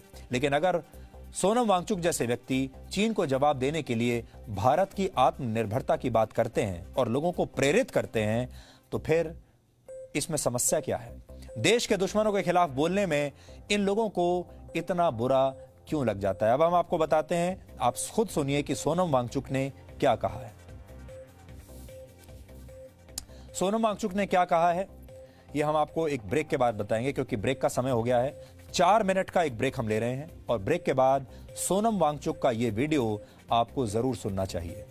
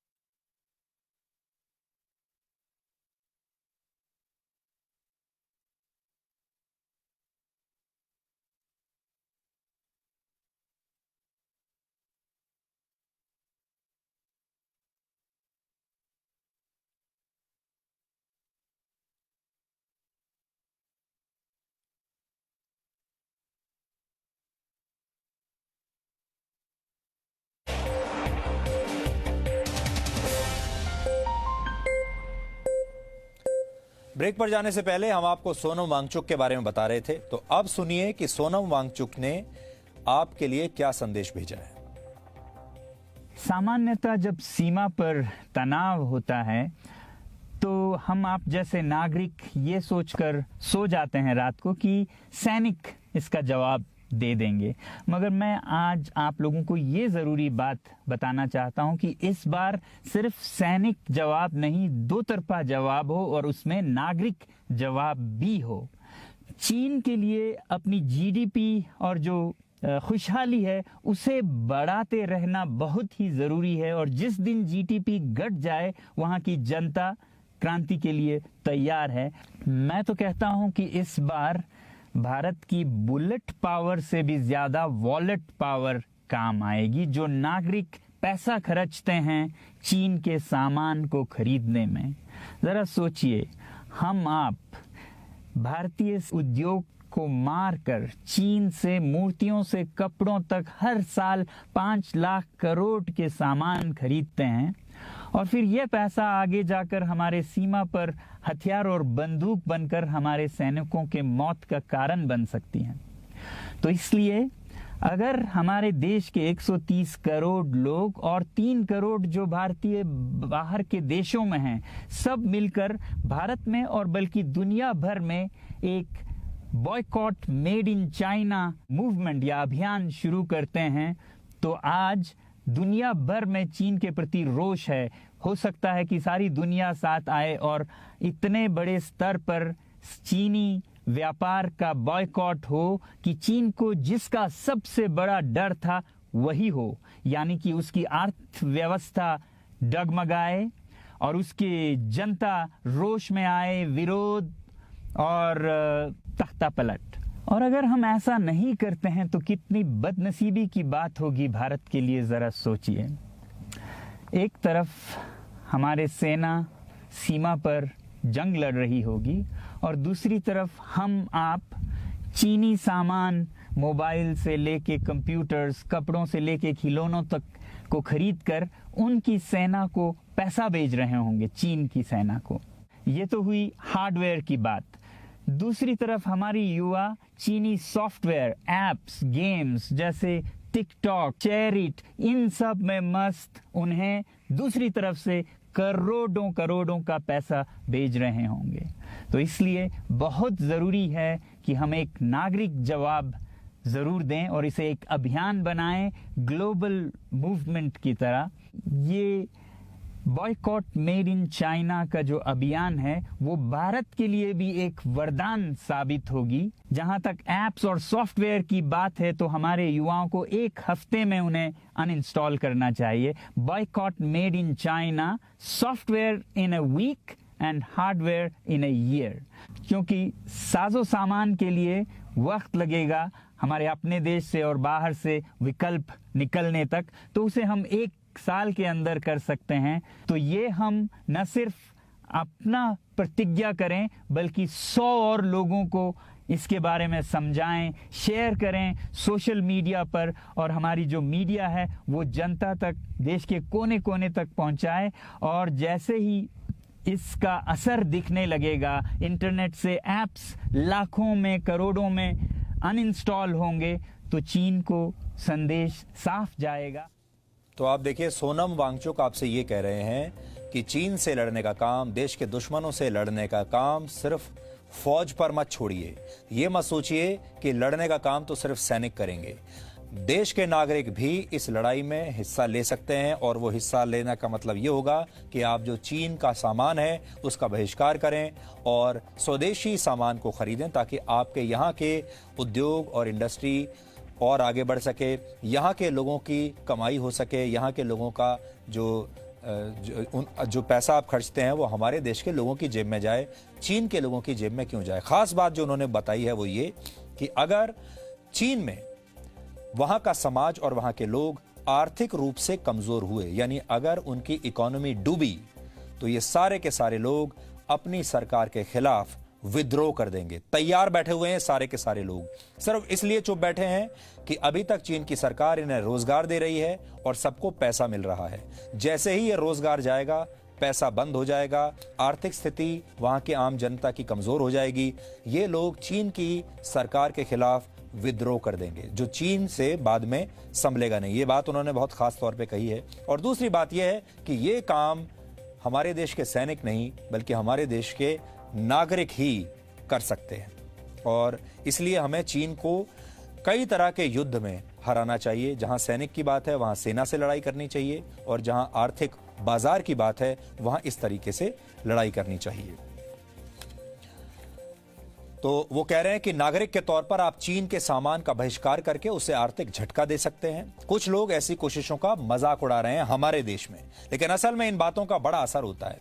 देश में 7 करोड़ व्यापारियों के महासंघ the confederation of all India traders यानी CAIT ने कहा है कि वो अपने व्यापारियों को ये बात समझा रहे हैं कि वो चीन में बने सामानों के बजाय भारत में बनी हुई चीजों को ही बेचें।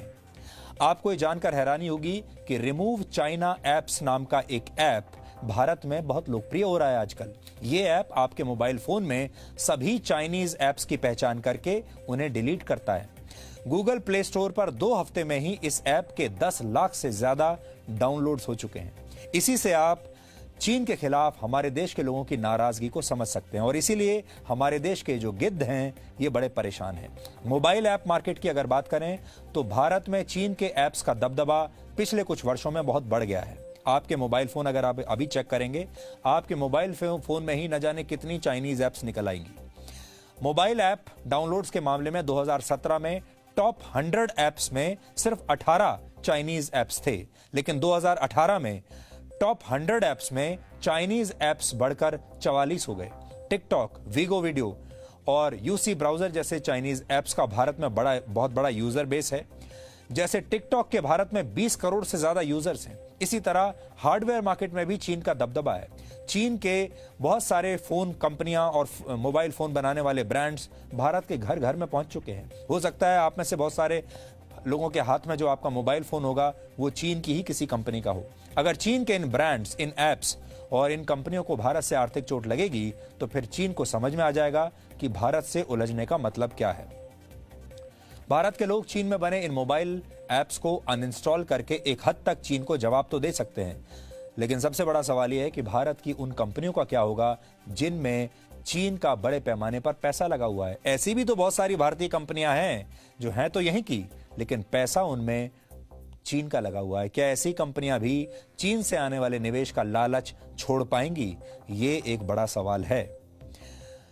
चीन सीमा पर भारत को अपनी ताकत दिखा रहा है, तो अर्थव्यवस्था के दम पर भी चीन भारत को चोट पहुंचाना चाहता है। लेकिन यहां आपको एक बात समझनी चाहिए, और वो ये कि चीन की सेना भले ही आकार में बहुत बड़ी हो और आधुनिक हथियारों से सुसज्जित हो। आपको देखा होगा आपने कि हमारे देश के पत्रकारों ने, बुद्धिजीवियों ने और दुनिया भर के बड़े बड़े पब्लिकेशंस ने, अखबारों ने चीन की सेना को लेकर लोगों को बड़ा डराया है। आपको भी चीन की सेना को लेकर बहुत डराया गया होगा और आपको यह बताया गया होगा कि चीन की सेना बहुत विशाल है, उसके पास जबरदस्त हथियार हैं, जबरदस्त ताकत है और भारत की सेना तो चीन के सामने टिक ही नहीं पाएगी, भारत का कोई चांस ही नहीं है। ये सब बातें अभी तक आपके दिमाग में भरी गई होंगी। लेकिन आप दूसरा पक्ष जानिए।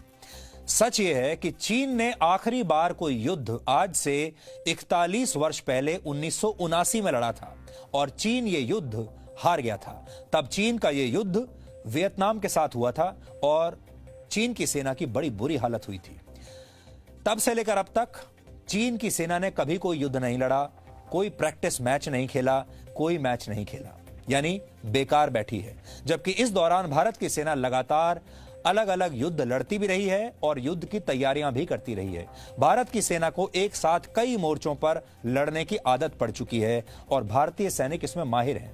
जैसे भारत ने आखिरी बार 1999 में कारगिल युद्ध लड़ा था और भारत की सेना आए दिन आतंकवाद और नक्सलवाद के खिलाफ भी लड़ती ही रहती है। आपने देखा होगा आए दिन हमारी जो लड़ाई है आतंकवादियों से होती है, कश्मीर में, दूसरे बॉर्डर्स पर घुसपैठियों से होती रहती है।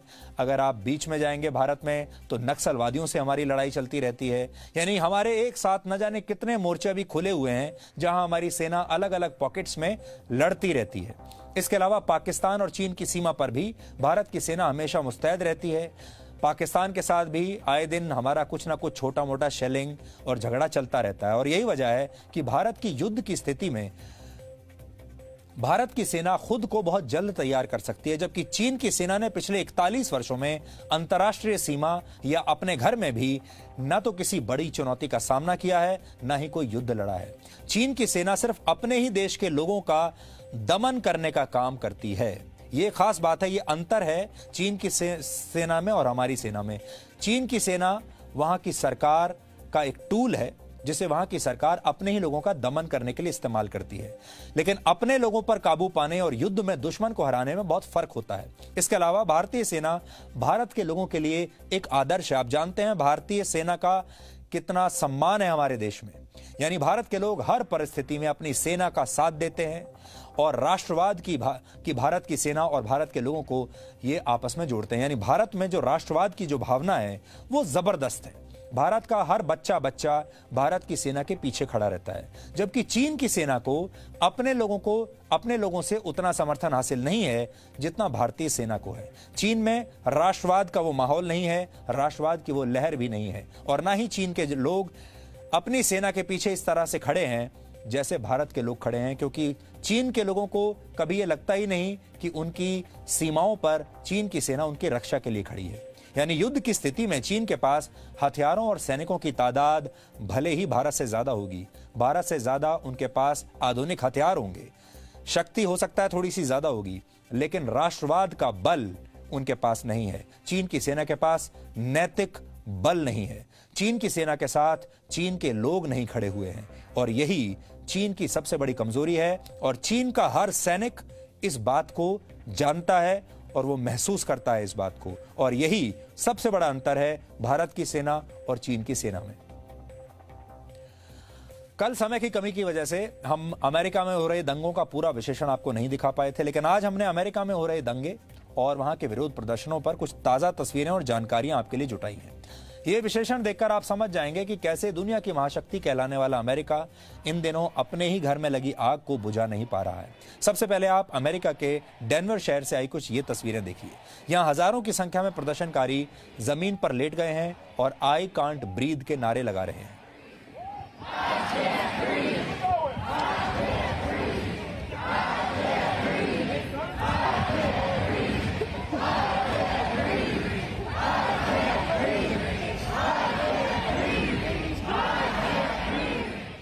ये तो शांतिपूर्वक प्रदर्शन है, उनका शांतिपूर्ण प्रदर्शन है वहां के लोगों का, लेकिन वहां दंगे भी हो रहे हैं। 25 मई को अमेरिका के मिनियापोलिस शहर में पुलिस द्वारा एक अश्वेत अमेरिकी की गला घोंटकर हत्या कर दी गई थी। इस व्यक्ति का नाम जॉर्ज फ्लॉयड था।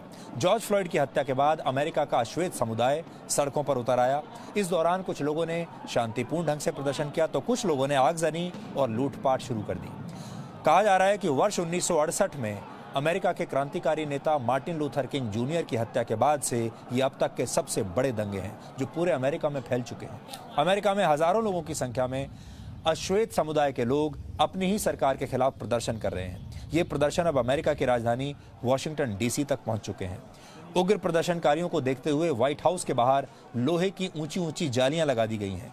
अमेरिका के तमाम शहरों में अश्वेत प्रदर्शनकारी आई कांट ब्रीथ और ब्लैक लाइव्स मैटर के नारे लगा रहे हैं। ये विरोध प्रदर्शन इस समय अमेरिका के 75 शहरों में फैल चुके हैं और अमेरिका के राष्ट्रपति डोनाल्ड ट्रंप ने उग्र प्रदर्शनकारियों को काबू में करने के लिए सेना के इस्तेमाल की चेतावनी दी है। इस समय अमेरिका के 23 राज्यों की सड़कों पर करीब 16,000 नेशनल गार्ड्स मौजूद हैं। नेशनल गार्ड अमेरिका की सेना का वो अंग होते हैं जिसे घरेलू आपातकाल की स्थिति में हालात नियंत्रित करने के लिए बुलाया जाता है। कुल मिलाकर कोरोना वायरस जैसी महामारी के बीच अमेरिका में अभूतपूर्व हालात पैदा हो गए हैं और अमेरिका से शुरू हुए ये विरोध प्रदर्शन अब दुनिया के कई हिस्सों में फैलने लगे हैं। इस समय आपकी टीवी स्क्रीन पर लंदन, डेनमार्क, बर्लिन और न्यूजीलैंड में हो रहे प्रदर्शनों की तस्वीरें हैं। यानी पूरी दुनिया में अब लोग जो अश्वेत प्रदर्शन हो रहे हैं, अश्वेतों द्वारा जो प्रदर्शन किए जा रहे हैं, उनके समर्थन में पूरी दुनिया के लोग अब बाहर निकल आए हैं।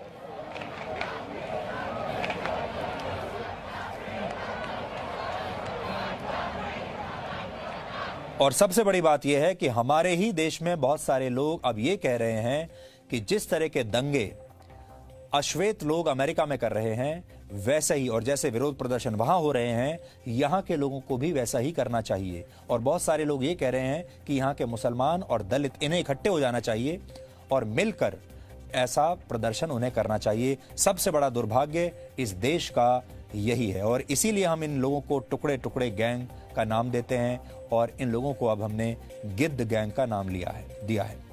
अब आखिर में आज का सवाल, आज आपको यह बताना है कि भारत में रेडियो की शुरुआत कब हुई थी। आप इस पर रिसर्च कीजिए और ब्रेक के बाद हम आपको इस सवाल का सही जवाब बताएंगे।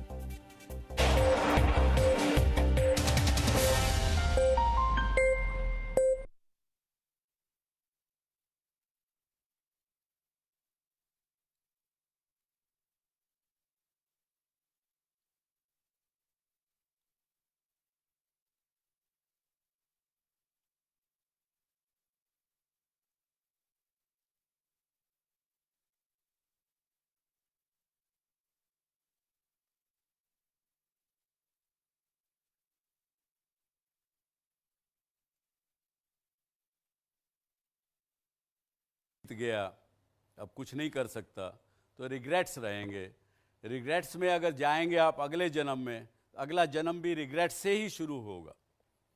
क्योंकि हमारी जो परंपरा, हमारा जो विश्वास, इस देश की संस्कृति, इस देश का जो विचारधारा, वो इस प्रकार की है कि हम एक जन्म नहीं अनेकों जन्म लेते हैं।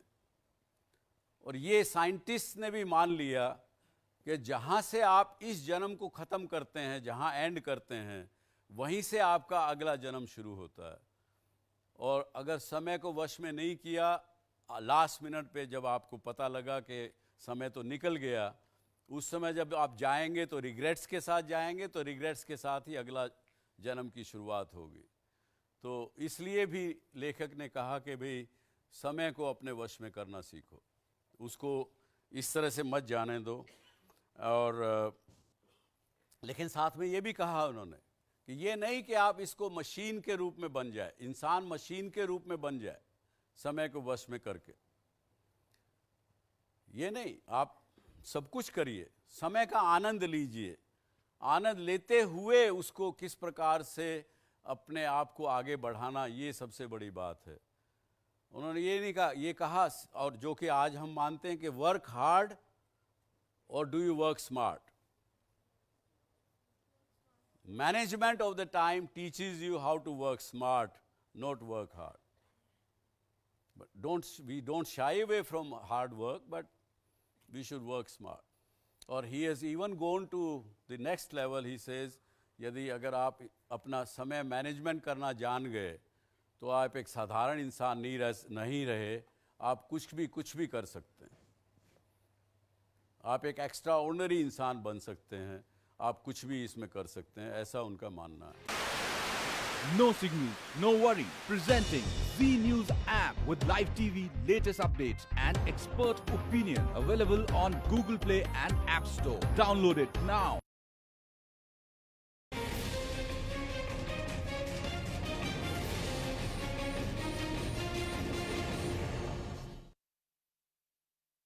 Time punctuality is an event of the life in management of your time, whereas time management is a way of life. Is a way of life, and punctuality is not a way of life. It could be an compulsion for you to be punctual, and you could be punctual on few meetings, very important meetings. प्रधानमंत्री से मिलने जाना तो I have to be punctual. लेकिन मैंने यदि अपने subordinate को बुला रखा है ऑफिस में, तो मैं अंदर बैठे हुए खाना खा रहा हूं, कोई बात नहीं, वेट कर सकता। क्यों ऐसा होता है कि नहीं? एक छोटी सी बात उदाहरण से समझें। किसी के परिवार में मानिए 6 लोग हैं, हस्बैंड वाइफ, आपकी मदर है, आपके फादर हैं, 4 आप भाई बहन हो, अलग अलग उम्र के हैं, अलग अलग इंटरेस्ट रखते हैं, अलग अलग समय पे आपको, फादर को आपके को किसी समय जाना होता है, आपको पढ़ाई के लिए किसी समय जाना होता है, आपकी बड़ी बहन को अलग समय जाना होता है, छोटी बहन को कहीं जाना होता है, लेकिन टाइम मैनेजमेंट नहीं है उस परिवार में। तो रिजल्ट क्या रहता है? बेचारी घर की जो माँ है बुरी तरह से पिसती है, उसको पता नहीं रहता कब किसको क्या चाहिए, किसी को सुबह नाश्ते में ये चाहिए, किसी को वो चाहिए, किसी को दोपहर को 12 बजे चाहिए, किसी को 3 बजे चाहिए, किसी को कुछ समय चाहिए, वो भी पता नहीं है। बेटा आता है खेल के, माँ भूख बड़ी जोर से लगी है, दो ना कुछ खाने के लिए, तो वो बेचारी लगी रहती है भाग दौड़ में, पूरा घर अस्त व्यस्त रहता है, पूरी घर की हालत ऐसी होती है कि जैसे वो बेचारी खुद की होती है। और इमेजिन करिए यदि एक परिवार में परंपरा है समय को मैनेज करने की, टाइम मैनेजमेंट करने की, तो गृहिणी को पता है कि किस वक्त मेरे पति को क्या चाहिए, बेटे को क्या चाहिए, बेटी को क्या चाहिए, पहले से तैयार करती, सब कुछ व्यवस्थित सुचारू रूप से चलता है, उसकी लाइफ भी अच्छी, सारे परिवार की लाइफ अच्छी। तो इसलिए इन्होंने कहा कि इसको टाइम मैनेजमेंट को एक अपने परिवार की परंपरा बनाइए, लाइफ बनाइए। इस विषय की बात करने की, जैसे मैंने एक J.K. वर्मा जी की किताब पढ़ा, उसी से मैं आपको पढ़ के बता रहा हूँ कि ये समझ में आने लगा उनकी बात को पढ़ के कि समय यदि इंसान के वश में हो या इंसान समय के वश में हो, ज़्यादातर हम लोग समय के अपने आप को समय के वश में कर लेते हैं बजाय समय को अपने वश में करने के लिए। और जो इंसान अपने समय को अपने वश में कर ले तो ज़िंदगी की बहुत सी समस्याएं ऑटोमेटिकली ख़त्म हो जाती हैं, बल्कि मैं यहाँ तक कहूँगा कि समस्याएं नज़दीक आती ही नहीं हैं। एक जो आदमी टाइम को मैनेज करना जानता है वो सब कुछ कर सकता है, ऐसा मैंने समझा इस पिछले 2-4 दिनों में। और यदि हम टाइम मैनेज नहीं करेंगे, अपने वश में नहीं करेंगे समय को, और किसी वक्त हमको एक दिन रियलाइज़ होगा कि अरे समय तो बीत गया, अब कुछ नहीं कर सकता, तो रिग्रेट्स रहेंगे। रिग्रेट्स में अगर जाएंगे आप अगले जन्म में, अगला जन्म भी रिग्रेट से ही शुरू होगा, क्योंकि हमारी जो परंपरा, हमारा जो विश्वास, इस देश की संस्कृति, इस देश का जो विचारधारा, वो इस प्रकार की है कि हम एक जन्म नहीं अनेकों जन्म लेते हैं। और ये साइंटिस्ट ने भी मान लिया कि जहाँ से आप इस जन्म को ख़त्म करते हैं, जहाँ एंड करते हैं, वहीं से आपका अगला जन्म शुरू होता है। और अगर समय को वश में नहीं किया, लास्ट मिनट पे जब आपको पता लगा कि समय तो निकल गया, उस समय जब आप जाएंगे तो रिग्रेट्स के साथ जाएंगे, तो रिग्रेट्स के साथ ही अगला जन्म की शुरुआत होगी। तो इसलिए भी लेखक ने कहा कि भाई समय को अपने वश में करना सीखो, उसको इस तरह से मत जाने दो। और लेकिन साथ में ये भी कहा उन्होंने कि ये नहीं कि आप इसको मशीन के रूप में बन जाए, इंसान मशीन के रूप में बन जाए समय को वश में करके।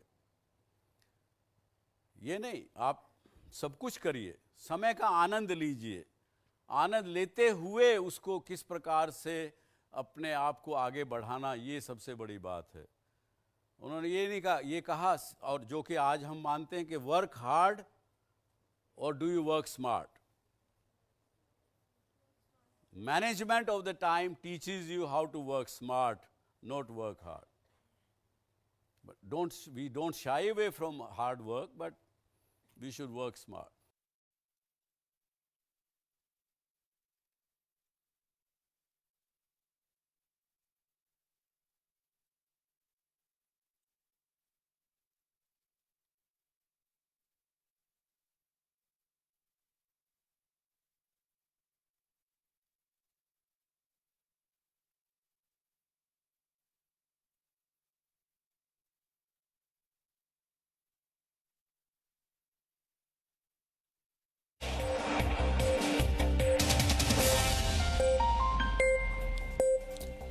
और अब देखते हैं कि आज के इतिहास में क्या लिखा है। वर्ष 1896 में आज ही के दिन इटालियन आविष्कारक गग्लिएल्मो मार्कोनी ने रेडियो के पेटेंट के लिए आवेदन दिया था।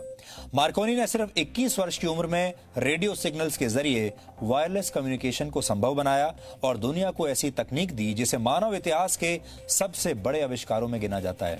भारत में रेडियो की शुरुआत वर्ष 1920 में हुई थी और यह आज भी भारत में संचार का सबसे सशक्त माध्यम है। रेडियो की पहुंच भारत के 99% इलाकों तक है, जबकि भारत में नियमित रूप से रेडियो सुनने वालों की संख्या इस समय 31 करोड़ से ज्यादा है। वर्ष 1953 में आज ही के दिन ब्रिटेन की महारानी क्वीन एलिजाबेथ द्वितीय की ताजपोशी हुई थी। इस ताजपोशी को देखने के लिए करीब 30 लाख लोग लंदन की सड़कों पर इकट्ठा हुए थे और इस शाही समारोह का प्रसारण पहली बार टेलीविजन पर भी किया गया, जिसे पूरी दुनिया में 27 करोड़ से ज्यादा दर्शकों ने उस जमाने में देखा था। इतिहास में ऐसा पहली बार हुआ था जब टेलीविजन पर किसी कार्यक्रम को देखने वालों की संख्या रेडियो सुनने वालों से ज्यादा हो गई थी। वर्ष 1988 में आज ही के दिन भारतीय सिनेमा के मशहूर फिल्मकार और अभिनेता राज कपूर का निधन हुआ था। वर्ष 1935 में फिल्म इनकलाब में राज कपूर ने 11 वर्ष की उम्र में पहली बार अभिनय किया था। राज कपूर ने सिर्फ 24 साल की उम्र में अपने स्टूडियो RK फिल्म्स की स्थापना की और फिर उनका भारतीय सिनेमा के शोमैन बनने का सफर शुरू हुआ। राज कपूर को आज भी आवारा, श्री 420, बरसात, मेरा नाम जोकर और जागते रहो जैसी फिल्मों के लिए याद किया जाता है। और वर्ष 2014 में आज ही के दिन तेलंगाना आधिकारिक तौर पर भारत का 29वां राज्य बना था। इसी के साथ हैदराबाद को 10 वर्षों तक संयुक्त रूप से तेलंगाना और आंध्र प्रदेश की राजधानी घोषित किया गया था। हालांकि पिछले वर्ष अगस्त में जम्मू कश्मीर से अनुच्छेद 370 हटाने के बाद जम्मू कश्मीर को केंद्र शासित प्रदेश बना दिया गया, इसलिए अब भारत में राज्यों की संख्या 28 रह गई है। तो डीएनए में आज इतना ही। अब आपसे हमारी मुलाकात होगी कल रात 9 बजे। तब तक आप खुश रहिए, सुरक्षित रहिए, स्वस्थ रहिए और हमेशा याद रखिए, आत्मनिर्भरता ही आत्म संतुष्टि की पहली सीढ़ी है। इसलिए खुद को सबसे पहले सशक्त बनाइए, आत्मनिर्भर बनाइए और फिर खुशियां आपके पीछे पीछे आएंगी। नमस्कार।